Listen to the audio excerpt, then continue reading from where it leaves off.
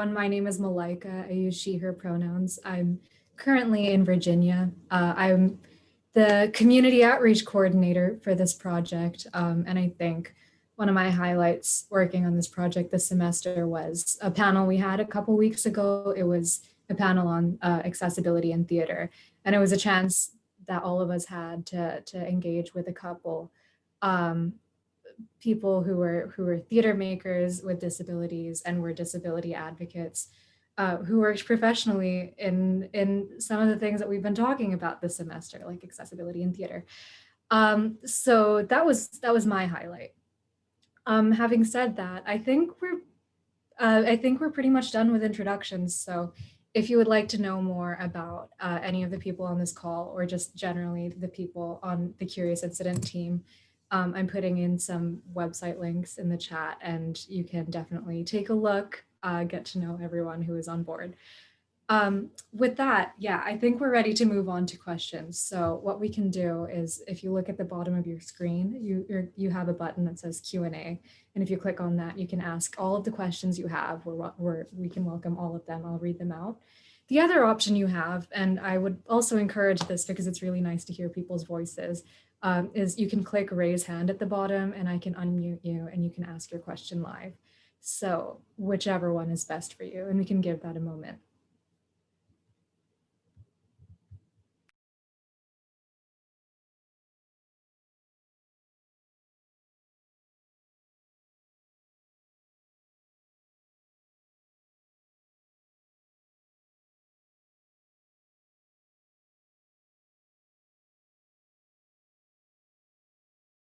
So the first thing I'd love for all of us to talk about is just something that we've been thinking a lot about, which is how has theater been different in the pandemic for all of you? How has it made you approach this work differently than you would have at any other time?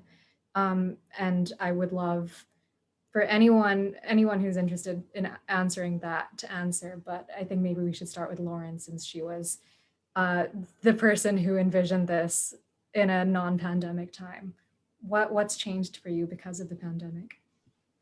Yeah, I think a lot of things have changed about it, and a lot of things have really improved because of it. I think the biggest thing that has changed has just been our attentiveness and our intention with everything, because we had to be so much more thoughtful and intentional about everything we were doing, from who we were having in the space at certain times to how we were using the space and how we were interacting with each other. And I think that in a lot of ways, that was a really good thing for us to really make us focus on and question things and make sure that we were making really smart decisions on behalf of our whole team, and that really we needed everyone to be a part of those decisions. And so I think that was really important. Yeah, I think that, I guess that's what I would say. Yeah, thank you. Does anyone have anything to add about what's been unique about theater this semester? I mean, I can jump in a little bit with some of the technical stuff. Normally, we have a bunch of people who are just on hand and we can bring in and out of the theater freely to help us build or put together or install whatever needs to be done. We really had to make everything work with a much more limited team, and we had more time to do it, thankfully.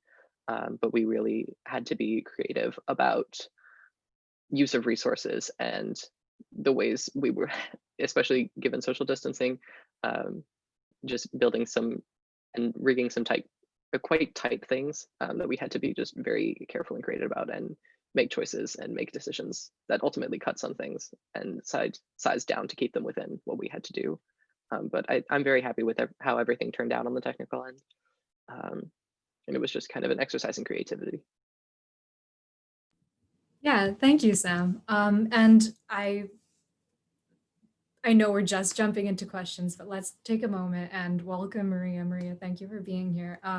Could you give us your introduction, your name, pronouns if you want, where you are right now, what your role was on the show, and your favorite part of the show?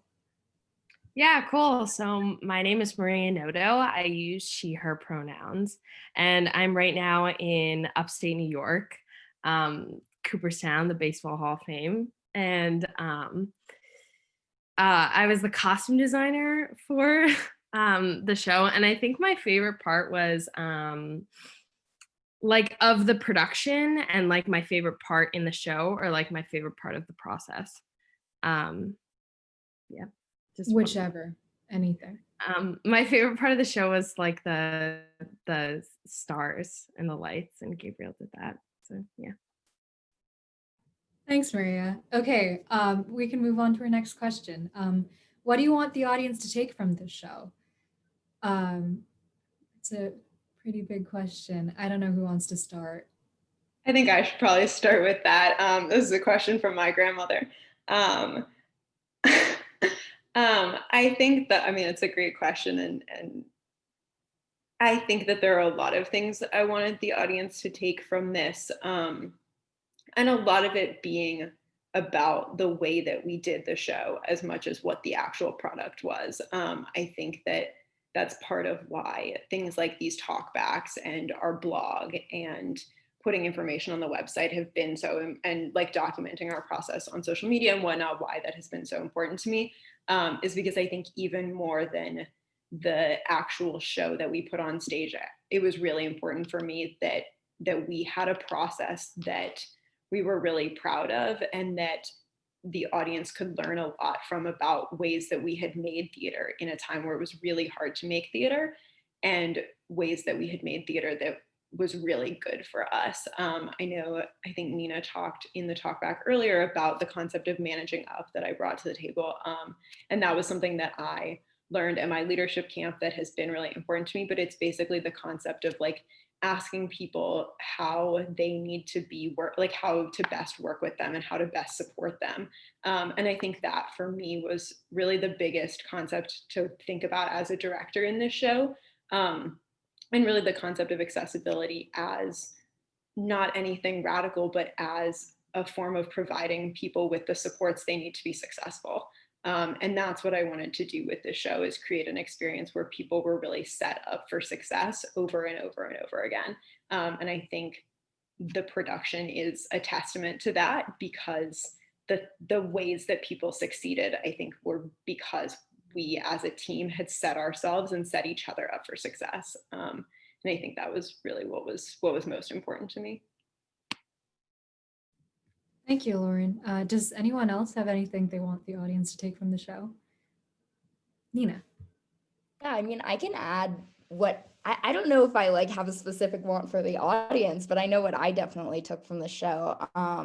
And that is, I mean, I think I really saw this show from a psychological perspective, or at least it resonated with me from a psychological perspective, meaning that like I don't know, to me at the heart of this show, it's really a coming of age kind of story. And it's a story about a boy who is on the spectrum and deals with all of the struggles that come with that implication, as well as him just having a messed up life and a crazy life.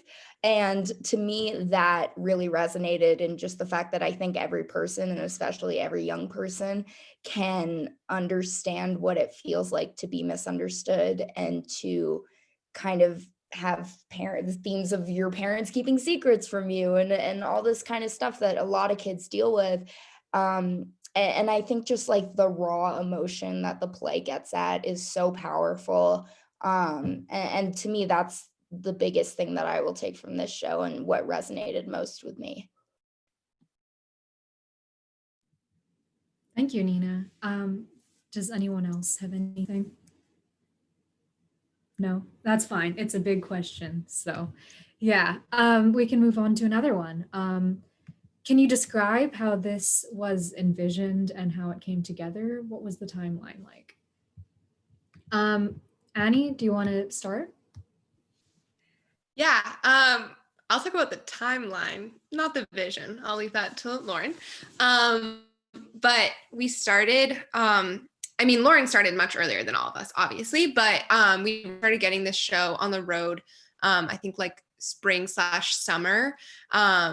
And so it has been a long, thoughtful process. And we did a lot of work over the summer, kind of like organizing auditions and reworking those and everything, and also working with Malika to get community outreach started as well.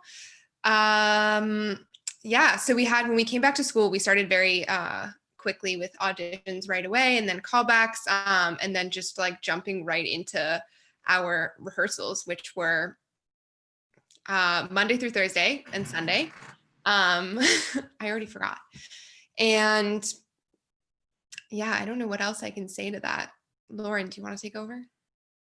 Yeah, so I think the timeline started for lots of people at lots of times. I have always been interested in doing the show really since high school, but the idea of doing it as my thesis came sophomore spring. And so for me, this has been in the works a lot longer than that. But I started workshopping my proposal about a year ago, and then working with some faculty in the early spring. And I think my first meeting with like a prospective team member was in February. I believe that meeting was with Sam Driver.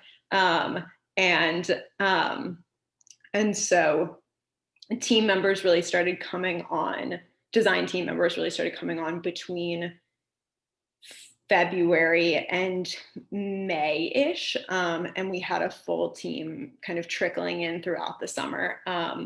And then by September, we had our team and we ran auditions like Annie was saying and just jumped right into it. And so then we were rehearsing until beginning of November when we went into tech full time through basically the end of November when we had our first of our 4 closing nights, and then moved into the show from here. Yeah, I don't know what else about time. Yeah, thank you, Lauren. I think that's a good place to pause before we move on to the next question so we can welcome Jack. Jack, thank you for being here. Could you give us your introduction, your name, pronouns, where you are right now, role in the show, and your favorite part of the show? Yeah, of course. So hello, everyone. My name is Jack Warnock. I use he, him pronouns. I'm in Falmouth, Maine right now, way up here. My role in the show, I was in the ensemble, although I guess most notably as a man with socks, a fantastic role. I got to show off my corgi socks. And I'd say my favorite part of the show was also, I mean, like in the show, that scene, very fun scene, but overall just I don't know, getting to do theater during COVID times and be part of such a special project with so many cool people was just it was a very good time, and it was a pleasure to be a part of. Awesome, thank you, Jack. Great. So we can move on to the next question, which is maybe a little bit of a challenge for the actors because it's been 2 weeks since the show ended, so maybe you've forgotten your lines. But what line in the text do you think is most relevant to life in the time of the pandemic? Abby. I was just thinking about this line because I just watched it with my parents. But I don't remember anything exact, but there's a line where Christopher talks about how looking at the stars is really comforting because there are things in your life that are so small that they can be considered negligible, which means that they don't like impact your calculations basically. And like that whole thing is just so comforting because it is like, it just for me is a really great reminder to like take stock and look at like the whole world around me and how like things are still moving, like we're still working, we still manage to make something really, really great.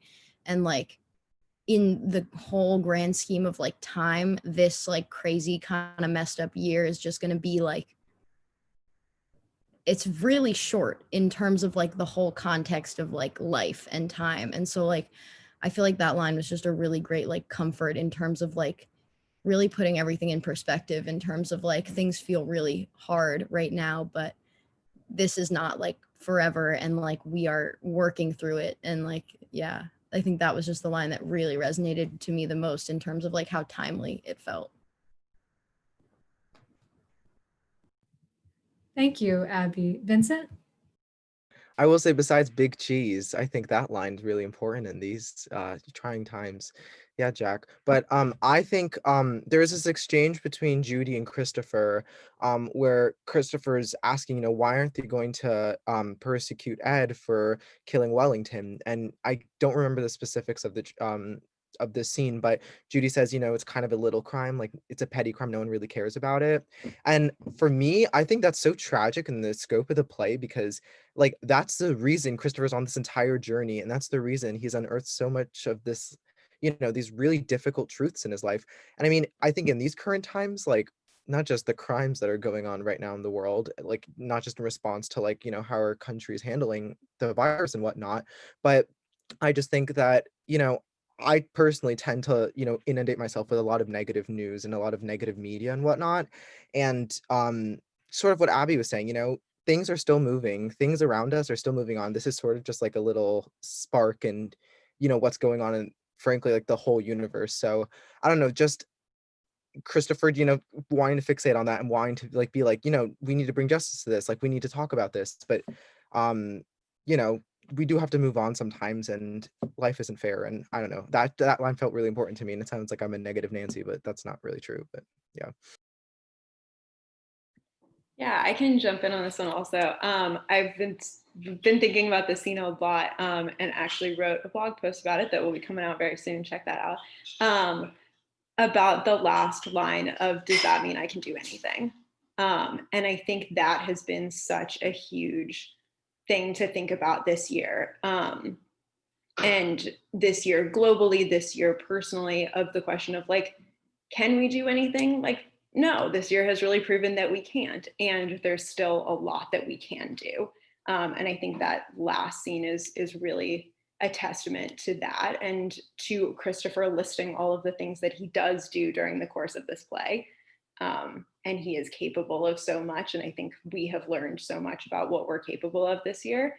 And we can't do everything, and I think that's okay. And so I think for me, that's really the piece that stuck out about that. Amazing. I'm honestly really impressed that you guys had answers to that question. It's because there are a lot of lines in the play. Okay, will a video of the show be available for people who did not see the live stream? Lauren? As of now, the answer is no, because of our rights agreement. However, Professor Jenkins, if that's something that you are interested in, I would love to talk to you more about that. But as of now, no, it will not be. Great. Okay. Lauren, there are a lot of great jobs for you in the questions. I want to say that. How do you think the pandemic will continue to change accessibility to theater and the arts? I think this is another question that's going to have to start with Lauren. Lauren, what do you think? Yeah, I think that anybody can really weigh in on this, because we've had so many conversations with the whole team about this. But I think it goes back to what I was saying at the beginning, is that we had to be so conscious of all that we were doing and really intentional with our decision making, thinking about who had access to our spaces and who didn't. And I think that became such a focal point for us because of our focus on accessibility, as well as the world that we are living in right now kind of necessitating that. And so I think that I hope the pandemic keeps that sense of intention and specificity about decision making, that I think we didn't always have to pay attention to as much before. Sam? I think kind of across the board in the theater industry, because everyone, for the most part, is out of work right now, there's been a lot of time where everyone is able to reflect and look at practices that have become harmful or that have always been harmful, and then we just continue because they are the norm. And like, this is things like ways that rehearsals are scheduled that take up the entirety of a single day without giving anyone time. And that can affect people's mental health. It's about why things get so quickly across the board. It's about why we make the kinds of theater we do in the ways that we do. So I think those discussions, because there isn't much that can be done in the way of producing theater traditionally, have been going on a lot because people need to put their creative energy somewhere. So I think that is a promising thing that's come out across the industry. But I do think it's like Lauren said, there just has to be a lot of thought and conscious decision making that people either didn't have time to make before or just weren't ready to make before. And I think that's kind of been encouraging, but it's also kind of disheartening to see that even in this time, like accessibility has been getting worse in some places while it's been getting better in others. In the past couple weeks and months, a lot of equity actors have been laid off, and certain companies, technicians have been laid off. So it's really hard to say for me at this point. I think in some areas there's a lot of thought, and in other areas there's just harsh decision making that we have to bear the brunt of. But I'm still hopeful for what comes out of it. Yeah, that was really well said, Sam. Thank you for that. Does anyone, Abigail? Yeah, I think also in some ways, like Sam was saying, the doing this, performing it like through a live stream has in some ways made it much more accessible because we can have closed captioning, we can have unlimited people watching it at no cost. And so there are some really great things that have come out of this version of, of performing and doing theater. And so hopefully, like with anything else like education or healthcare, there will be, as we move into somewhat more of like what it was before, like we can take some of the benefits of doing it online and bring those in to kind of meld the two together so that we could kind of create a medium of making theater and everything else more accessible while not having everything online at the same time. Jack. Yeah, one of the things early on in production or in rehearsals we did I forget what that walk was called, but Lauren, if you Privilege walk. Yeah, we did a privilege walk. a privilege walk, yeah. And one of the things that stood out most was Lauren said, take a step back if you use the stairs regularly without thinking about it. And so I think like ultimately it just comes down to like, it's just that shift in thinking, and in consciously just acknowledging the privilege you have as like an able-bodied person. And I think projects like this really bring to light that sort of thinking. And I think, as hopefully more projects like this come about, that shift will, have a more, a broader audience. And I don't know, we'll be able to, get other people to think about these things more. Sam. Yeah, and I think something that came up at the first talk back was this idea of accessibility rather is often been something that's been talked about at the end of a process. It's something, let's go back and let's make sure that we can have as many people as possible be able to join us, instead of having projects be accessibility first and making sure that from the jump, you're making an environment that is as comfortable and as accessible for everybody. And so I think that's one big change, that since this has been put in limelight, it's been talked about more, it's going to be brought up at the beginning of projects rather than at the end.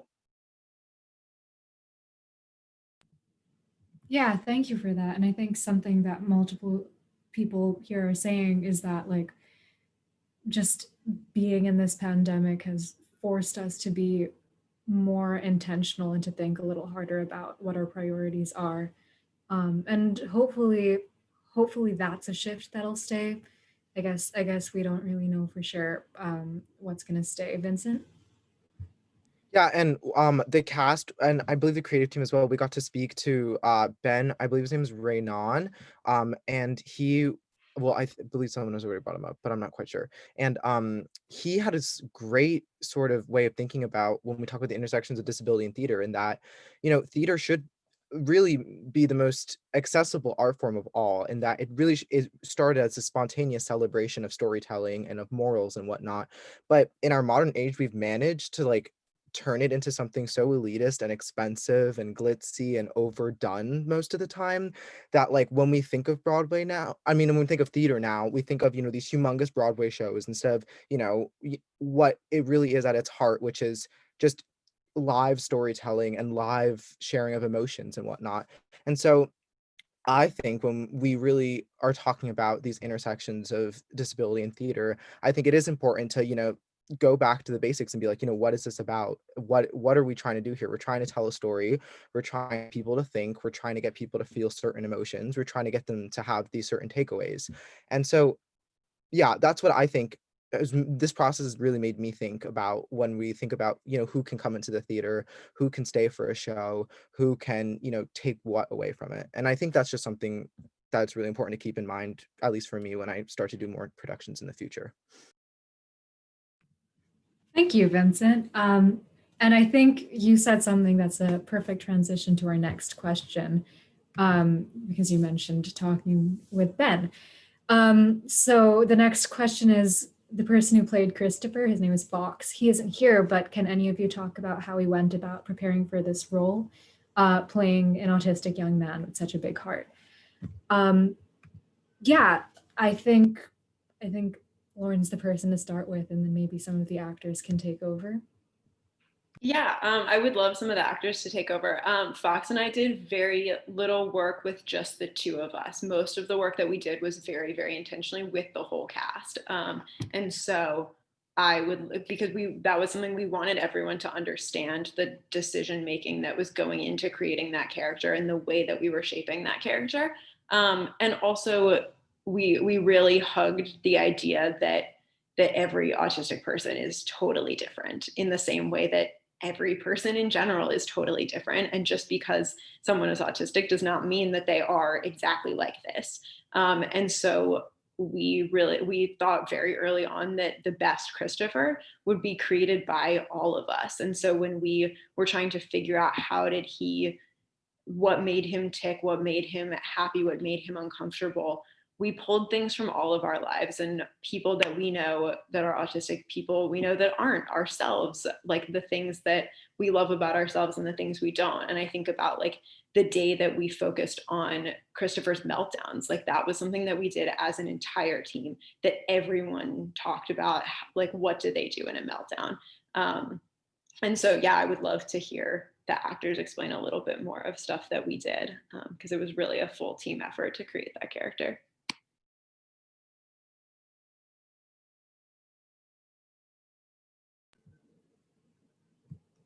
Vincent? Well, I would just like to briefly say that, okay, Fox obviously did a phenomenal job. And I think that one thing I really loved about his character was Christopher is such a flawed and complex and also like a really funny and like super interesting person in general. And I think that comes across so well. And he's so human, and he's just, you want him to succeed, and you just feel so many emotions for that character. And so I mean, I don't want this to turn into just, me praising Fox constantly, because I feel like we could all just do that. But I really do appreciate that. That's the way, not only that the role was written, but that's how we approached it. And obviously that when we talk about characters from either marginalized backgrounds or who are neurodivergent or just have some sort of disability, that, that there are some elements to their being that, truly do shine out, and that the script and not only the way we perform it can truly show I guess a lot of their more human side, or just their emotions or whatever. And I think kind of add on to that, acting at its core is figuring out what a person wants and how a person goes about getting that. And whether somebody is autistic or not, your approach as an actor is the same, in that you figure out who they are, you figure out what they want, and you figure out how they get it. And so I think that there often when it's talked about playing people with disabilities or playing people that are other than yourself, there's this idea that you need to treat them as if they're different. And I think that's something that this kind of othering that has happened within society. And so to take that away and just say, look, Christopher is a person who wants things and does something to get them. And this is what he wants. This is how he does it. And this is what we'll play. I think that was kind of the approach that came through in a lot of the work. And that's a way to, I don't want to use the word humanize, but it's a way to put yourself in somebody else's shoes in a way that doesn't treat them as an other. And so I thought that was a really effective way of doing it. Nina? Sam took the words right out of my mouth. Just keep going. Great. Was there anyone else who had anything to add? Chapin, maybe? Yeah, sorry, I started raising my hand. Yeah, I think something that we talked a lot about, especially at the beginning of the process and in rehearsal, is that this script and this book in and of itself does hold a lot of stereotypes. And I think instead of kind of just going with that or kind of ignoring that, Lauren, I think, really took charge and kind of pushed against that and said, these exist and this is a reality of this show. And there are also ways that the show has been done that has worked against these stereotypes. And I would like to think that our show, as best as we could, did work against them. And I think one way that we really did that, and this has been touched on by other people already, but I think I don't want to speak for Fox, but I think just kind of watching him in rehearsal and working with him in rehearsal, he was really open about moments where he felt like uncomfortable portraying these certain aspects of Christopher that were written in the script, and especially for the meltdown scenes, the way that he kind of took that on as this is the way that I would unravel in this situation. And I think especially a lot of times in this production, he does the no's a lot. He repeats no, no, no, no, no, no, no, and the pressure on his head. And these are kind of things that have come out of, again, like Fox himself melting down and kind of building that character out of that, rather than taking what was on the page, because we knew that a lot of that was built out of a stereotype. So kind of taking that and making kind of Fox making that his own character, I think was really important for this production. Yeah. Yeah, to go off of what Shaven was saying about the meltdowns, we had a lot of conversations where we just tried something and somebody, whether it was Fox or the person he was in the scene with, just said, this doesn't feel right. And we just kept working through that to see, okay, what do we do differently to make it feel natural, to make it feel right? And I think that's where we really did pull away from those stereotypes, is we didn't say it has to be this way. We said, this isn't working for us, let's find a way that does. And just continuing to work through things until we got to that point.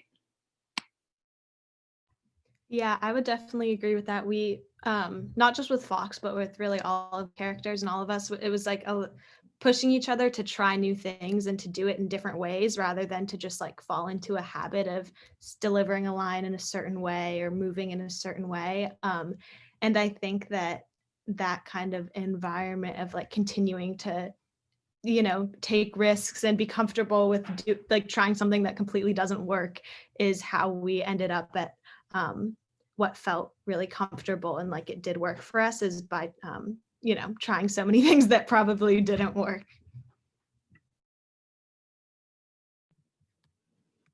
Okay, awesome. Thank you. I think that's pretty much the end of that question. So we have a couple more.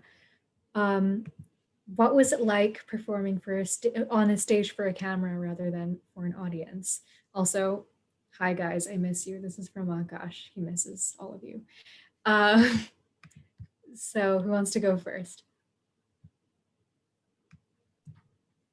This is a question that also came up in the first talk back, and I think the most important part of it is that we weren't, I think, performing as if there was a camera. We were performing as if we were giving a performance in a theater, and it just happened to be being recorded, because you just can't give a performance for both mediums at the same time. Yeah, I feel like the camera wasn't the huge difference. It was the lack of an audience that made it a lot more different. And so it was less about like, oh, how do we play this for camera, and more about like, how do we maintain the same sort of like reactive energy that you have with an audience when you only have like, I think we had maybe like, including all of the board ops and like all of the tech crew, like 10 people max, like watching in the space that weren't like actors. So it was less about like, oh, we're doing this for a camera, and more about like, we're doing this for a much more empty space than I think anyone is used to. Yeah, and because of that, like our opening night we kind of had to make it feel like opening night ourselves by like hyping each other up backstage and like in the dressing rooms doing pre-show rituals, because without that it didn't really feel too different than any of the dress rehearsals. So it was much more of like creating the environment ourselves rather than like peering out and seeing a big audience.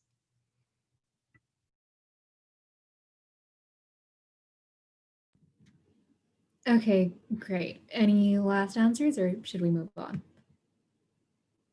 Okay, let's move on.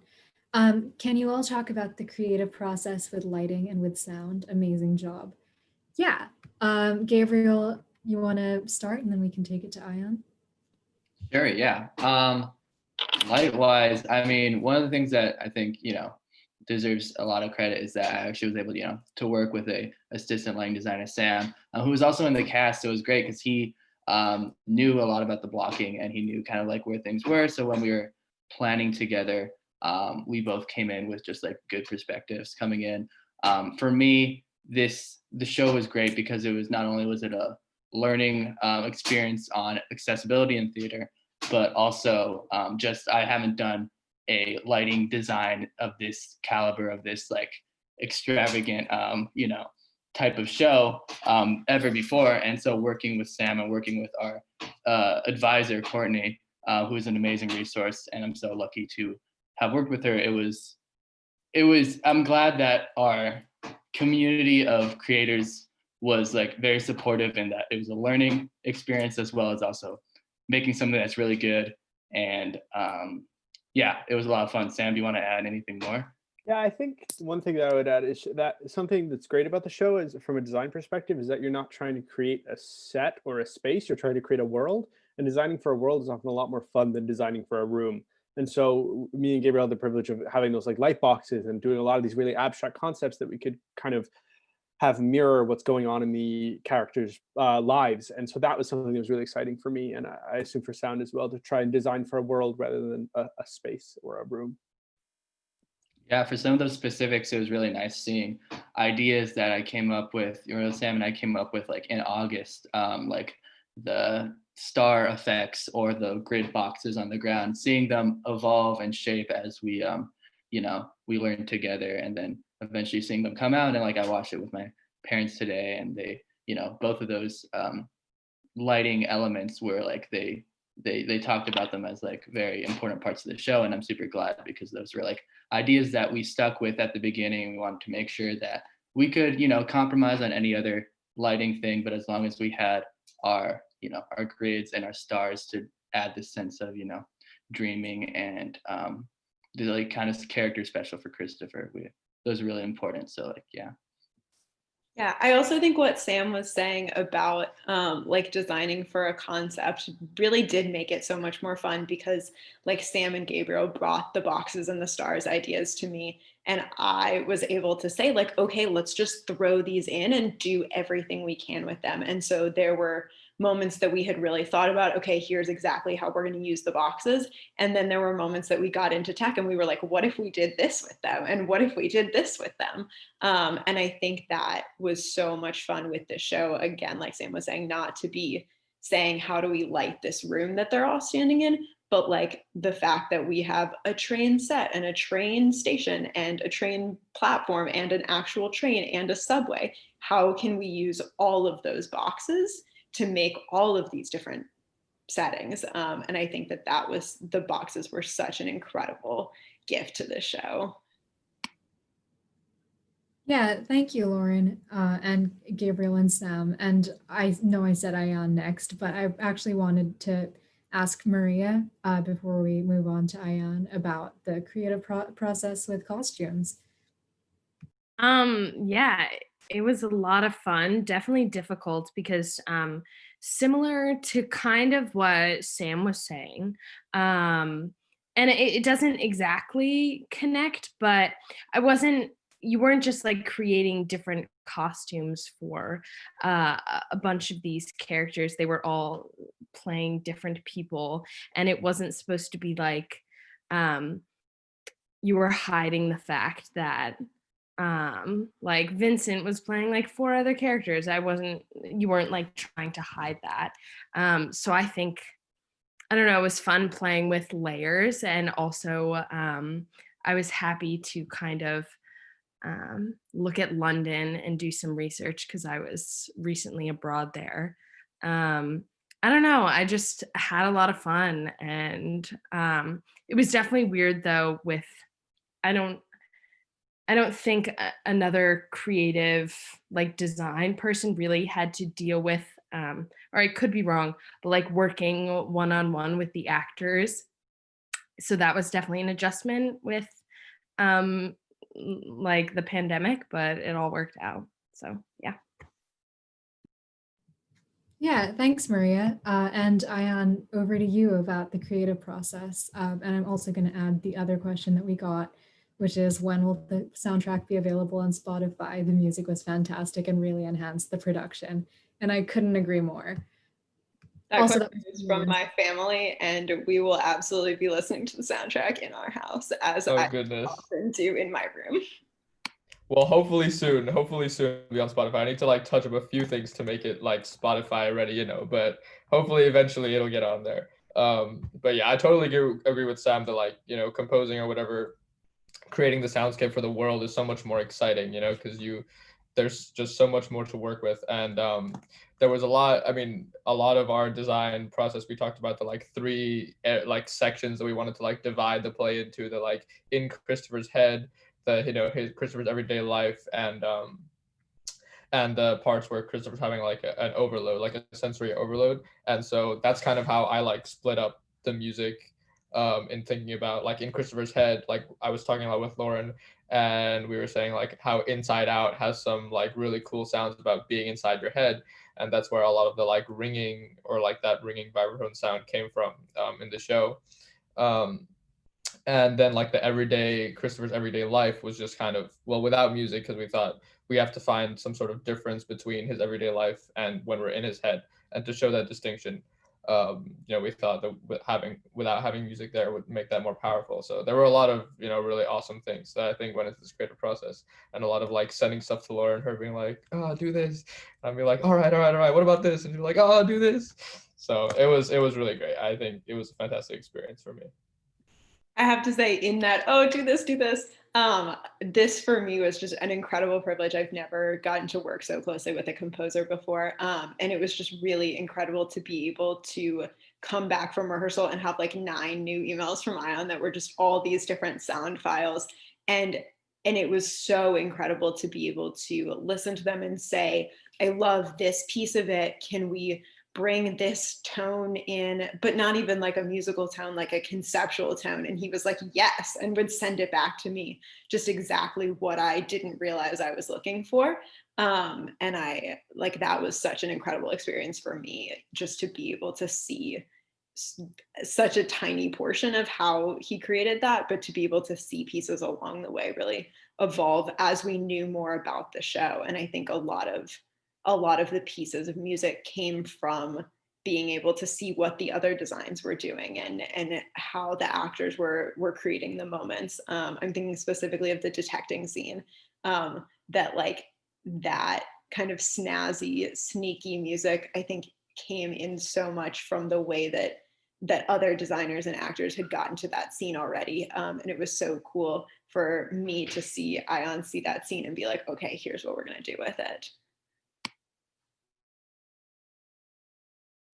Yeah, thank you. Thank you so much for that. And I think from here we can move on to our final question for the night, which is something I'm wondering too. So it's a good question to ask.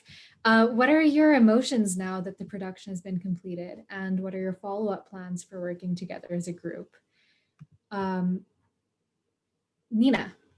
So this question's from my grandma, but it's an amazing question. I think in terms of emotions, like maybe this is a little taboo to say, but I'm more so excited to keep going. But of course, it's bittersweet. But I think being on the show has kind of shown me how exciting like making theater at West can be, and it has totally invigorated me to continue doing it, and also to get to talk to people who are older than me, especially like about their experience in theater at West is really cool, because I'm like, whoa, you did this as a freshman? That's so cool. Like I can do that too. And so yeah, it's really cool to like make connections with people from all different grades. And I know that like, even though this group probably won't be the same, like people always tend to collaborate with each other in the future in different ways. Vincent.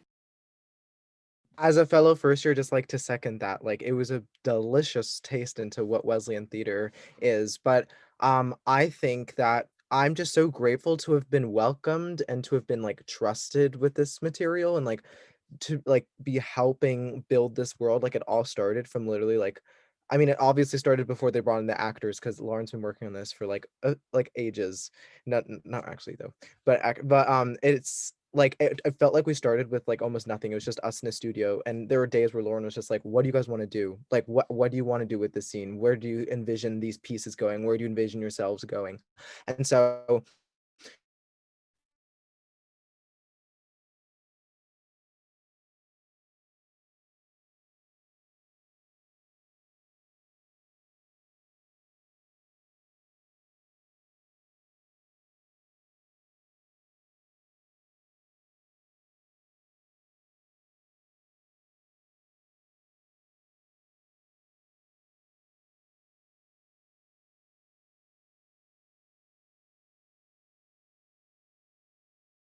And the thing is that the production might be over, but community outreach and community engagement can still go on.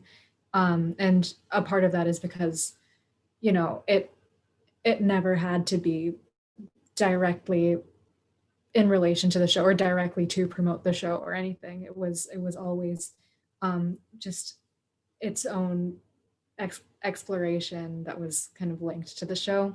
So we're still talking about what that might look like next year, and because it's not as linked to the show, it might mean bringing on people who are interested in talking about accessibility, not necessarily in theater, but just more generally. And I think that's going to be an interesting part of the process. Does anyone else have anything they'd like to say before we move on to Lauren? Great. Okay, Lauren, will you wrap up for us? Oh geez. My Wi-Fi just went out, so I lost the question. So I'm trying to remember it.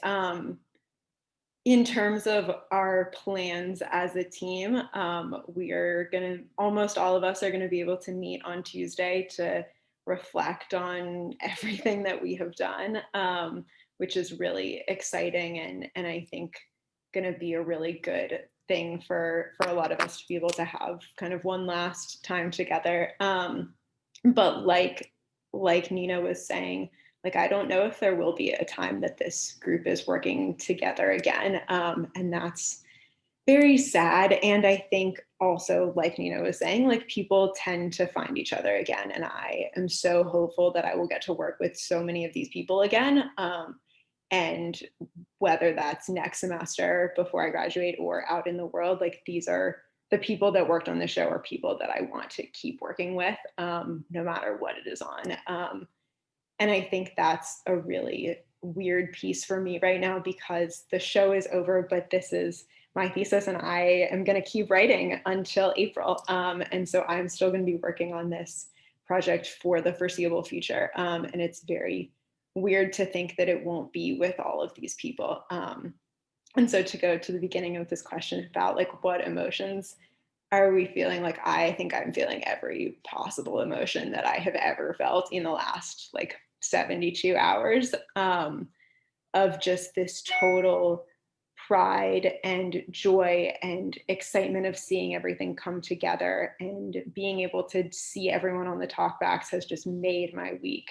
And also this sadness of being done with it and having it be something that now lives in the past tense for us, and something that we are done with, and knowing that being done with it does not look like we thought it was going to look like. I mean, we had 4 different closing nights, and this show closed in November, and it was supposed to close the next night, and then it was supposed to close last weekend, and now it is done. And that is bringing so many different questions of what do we do now. And I am so just thankful to have worked with these people. I think that's all that I keep coming back to, is that like with every single one of those hiccups, like these were the people that I was working with. And that's I think what will stay with me, and knowing that like every time I was feeling an emotion that was anything that I had somebody like Annie to talk to and to figure things out with.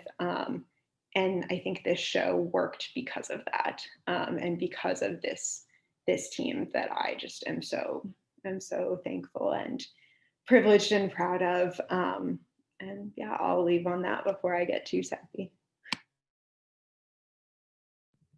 Thank you for that, Lauren.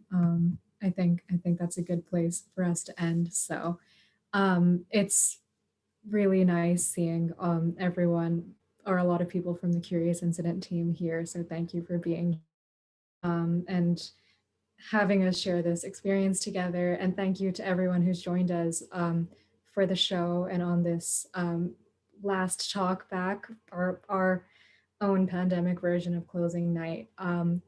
So we really appreciate all of you for coming. All right, take care. Have a good night. Thank you all.